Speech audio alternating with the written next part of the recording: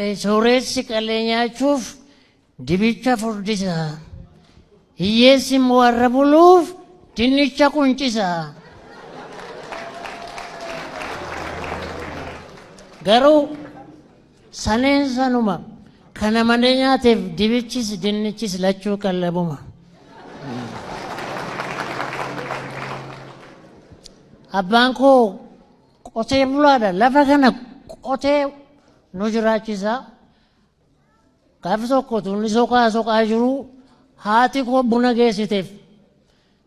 Achi soqaa keessatti naladhe. So my name is Soqa. Garuu namni dhugaa dubbata jennaanin dhugaa dubbachuuf dhuge malee nama dhugee machaa'u mitiin. No.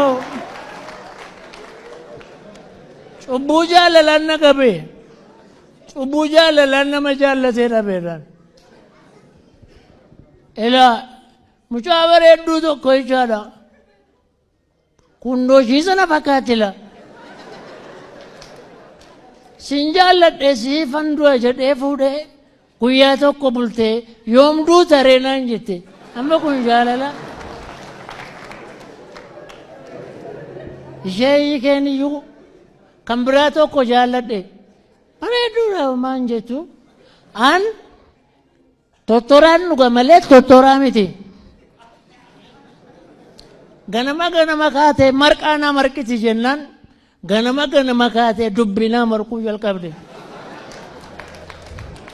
Siluma yoo shakkeeran gaafa cidha keenyaa ijoolleen ollaa yaa'anii dhufanii qalameen dachaa bultu maali wal malee qabnaa burtukaanii jette. Anaaf burtukaanii gidduudhaa qalameen maal gooti? Gaafa sana shakkeera.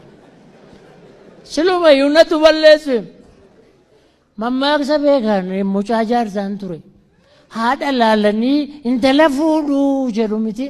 Silumatu mucaa dhiisee haadha laalee jiraadhe.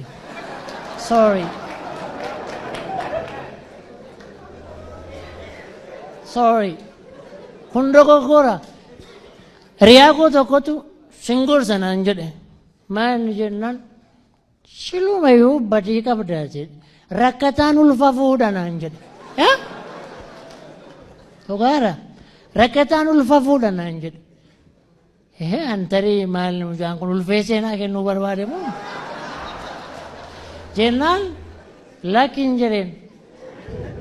Ambara jireenya koo guutuu dhimma waa'ee lafaa dhimma waan garagaraatiif mana murtii baay'ee deemeera. Rakkataa ulfa hiiku malee rakkataa ulfa fuudhu nagarreen hin jedheen.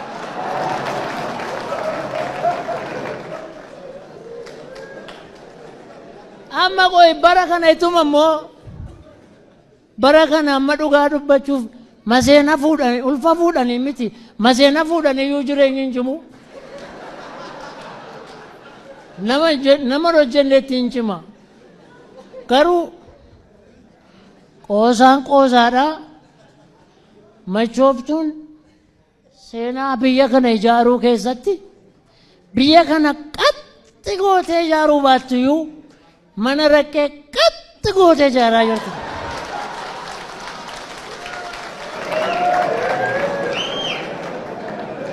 Malee yaadni nuyi kenninu biyya dhaaba jennee namannu nu warri machooftu.